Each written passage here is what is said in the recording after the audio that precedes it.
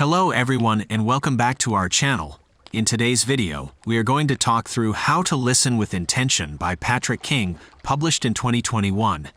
But before we start, make sure you hit that subscribe button and turn on the notification bell so that you never miss any of our upcoming videos. Okay, let's get started. In Chapter 1 of How to Listen with Intention by Patrick King, the author emphasizes the importance of listening and the detrimental effects of poor listening skills. The chapter begins with a scenario of a therapist who fails to listen effectively to a client, resulting in the client's decision to never return. King argues that listening is at the core of meaningful connections and communication. He suggests that listening is not an innate skill, but rather something that can be learned and improved upon. He also highlights the biological aspect of self-disclosure, stating that sharing personal information triggers the same pleasurable sensations in the brain as food and sex. King notes that while many people tend to focus on themselves in conversations, true listening involves setting aside one's ego and attentively engaging with the other person. The author discusses the dynamics of conversations, focusing on two types of responses: support responses and shift responses. Support responses maintain attention on the speaker and their topic, while shift responses divert attention to the responder. Support responses, such as asking questions or providing positive feedback, validate the conversation partner and encourage them to share more. On the other hand, shift responses, which often involve interjecting personal anecdotes, can derail the conversation and create a battle for attention. He also explores passive conversational narcissism and the importance of being an active listener. He emphasizes the need to balance one's desires with those of others, be aware of ego and control, and treat conversations as opportunities to connect and learn from others. In order to combat the perception of others as boring, the writer encourages suspending judgment, asking meaningful questions, and being open to discovering the interesting aspects of individuals. King discusses the importance of curiosity and deep listening in building deeper relationships with others. He suggests emulating the mindset of talk show hosts like Conan O'Brien, who genuinely show interest in their guests and make them feel comfortable. The book provides specific patterns of thought to improve people's skills, such as wondering about the other person, seeking to learn from them, and finding commonalities. It also emphasizes the need to let go of control, pride, and ego in conversations and accept that everyone has something worthwhile to say. The writer highlights the importance of different listening styles and the need for self-awareness in interactions with others. It is important to understand your own communication style before attempting to learn new techniques. Different communication styles can lead to misunderstandings and conflicts, so it is essential to be aware of these differences and adjust accordingly. Psychologist Larry Barker proposed 4 communication styles: people-oriented, content-oriented, action-oriented, and time-oriented. People-oriented individuals focus on empathy and understanding, while content-oriented individuals prioritize facts and data. Action-oriented individuals are focused on problem-solving and practicality, while time-oriented individuals prioritize efficiency and schedules. It's important to note that none of these styles are better or worse than the others, and effective communicators are aware of each approach and can switch between them as needed. Additionally, understanding the frame of a conversation is crucial as it sets the context and goals. Mismatched or misaligned frames can lead to communication breakdowns and conflicts. The author also discusses the importance of understanding different conversational frames and goals in order to have effective communication.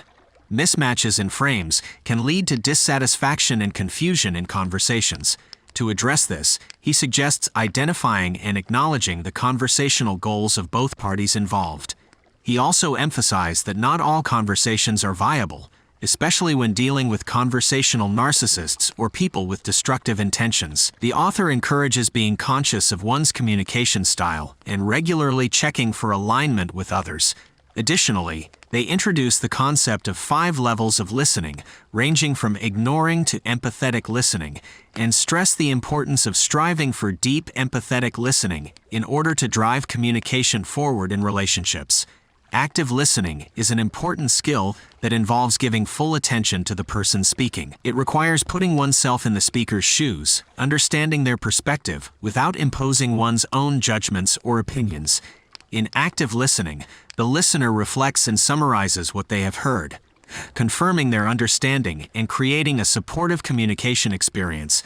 This level of listening, known as empathetic listening, allows for emotional fulfillment and deep connection in conversations. It is important to actively listen and provide undivided attention to demonstrate respect and concern for the speaker's viewpoints. Active listening is a skill that can be developed with practice and is essential for building strong relationships. Active listening involves therapists listening to their clients with a clear purpose. They strive to make their clients feel calm and safe by using contemplation, clear body language, and empathy. Therapists comprehend what their clients are saying by restating their statements and asking for elaboration. The goal is to ensure that both parties are on the same emotional page. Retaining information goes beyond simply remembering facts. It involves understanding the speaker's perspective and placing oneself in their shoes. Active listening also requires responding appropriately to demonstrate understanding and concern. Responses should reflect the speaker's thoughts and feelings rather than imposing one's own opinions. Techniques such as restating, reflecting, summarizing, labeling emotions, probing, and employing open-ended questions can enhance active listening. The ultimate form of active listening is empathetic reflection, where the listener processes and validates what the speaker has shared. Being a good listener is an active and engaging process, rather than a passive one.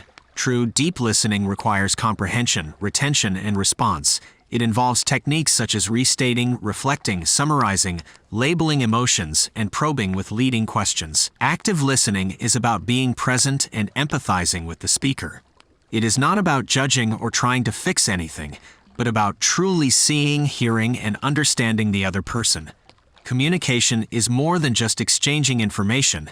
It is about connecting and acknowledging each other. Being a good listener involves providing an audience and space for the other person to express themselves and allowing them to define their experiences. It is a way of showing empathy and building a meaningful connection. Communication is the key to connecting with others, but it requires empathy and understanding. To be a good communicator, we must first understand our audience and tailor our message to appeal to them directly. Empathy plays a crucial role in this process, allowing us to imagine what it must be like to be someone else and truly understand their perspective. Nonviolent communication focuses on seeking to understand a person's emotional reality rather than denying, changing, or judging it. However, truly practicing empathy takes time and effort. It involves listening without judgment, accepting what is being said, and being present with the speaker's emotions. Validation is also an important part of communication, as it confirms the validity of someone's experience and helps build trust and connection. When we validate others, we make them feel heard and understood, strengthening the relationship. Validating someone's emotions is an essential aspect of effective communication. It involves understanding and acknowledging their feelings without judgment or trying to fix the problem. By validating someone, you show that you are listening and that their emotions are justified and understandable. This helps build a sense of connection and support. Justifying the emotion involves proclaiming it as a proper reaction, emphasizing that their feelings make sense. This is more important than offering immediate advice. Invalidating responses, such as dismissing or minimizing someone's feelings, can worsen the situation. Instead, it is important to validate their emotions by recognizing and reflecting their experiences back to them. Validation is about accepting someone's feelings as valid, without comparing or evaluating them. It is crucial to remember that emotional support is more important than providing solutions. The key to validating someone's emotions is to be fully present and attentive. Eliminate distractions and give your partner your complete attention. Show understanding and acceptance of their strong emotions, allowing them to express themselves without interruption or judgment. Reflect back what they've expressed to show that you comprehend their feelings. Pay attention to their behavior to guess what they may be feeling, using emotion words to summarize their experience. Understand their behavior in the context of their past experiences and validate their emotional reactions by assuring them that their feelings are normal and justified. Express radical genuineness by sharing a similar experience of your own, creating trust and showing empathy. Treat your partner as a capable individual, supporting them through difficult times. Remember that validation is an art that requires effort and conscientiousness. Validation is a 6-step process that helps in building stronger connections and understanding others' emotions. The steps include being present, reflecting emotions accurately, guessing emotions, understanding emotions in context, affirming emotions, and being honest. Through emotional intelligence, one can read and analyze people better by perceiving and labeling their own emotions and understanding others' emotional states. Emotional intelligence involves self-awareness, which allows one to recognize their emotions and their impact on others. Self-management helps in controlling emotions and reacting appropriately. It involves expressing emotions in productive ways, maintaining a positive outlook, and embracing flexibility. Self-motivation is driven by the desire to fulfill emotional needs and exceed expectations. Recognizing complaints as opportunities for improvement can enhance self-motivation. Overall, improving emotional intelligence can lead to better connections and a deeper understanding of oneself and others. Social awareness involves understanding the emotions and dynamics within groups and individuals. It requires reading the room and observing how people interact. By asking why people behave the way they do and understanding the underlying dynamics, one can develop social awareness. Emotional intelligence is a key component of social awareness, as it allows us to connect with others on a deeper level and respond appropriately. Communication is not solely reliant on verbal words. Nonverbal signals and subtext play a significant role. Subtextual communication can convey honest impressions and intentions through body language, tone, and context. By understanding subtext, we can interpret the true meaning behind what others are saying and enhance our ability to communicate effectively. Subtext is essential in various settings, including work, dating, and family dynamics. Mastering subtext can lead to better understanding and more empathy in our interactions with others. Understanding the subtext of communication is crucial for gauging authenticity and intentions. People's experiences and personality traits shape their perspectives, leading to potential discrepancies between their words and true feelings. One can analyze a situation by considering how a person would prefer to conduct themselves based on their general traits. Observing the tone of voice reveals underlying emotions, such as anger or sarcasm, which may contradict the actual message. How people respond, their level of patience and accommodation also provide insights into their feelings about what is being said.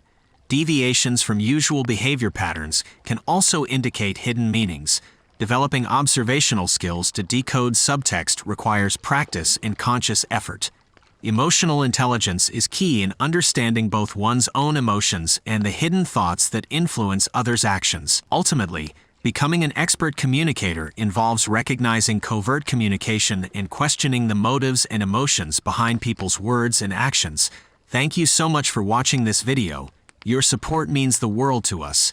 If you enjoyed it, don't forget to give it a thumbs up and share it with your friends. We'll see you in the next video.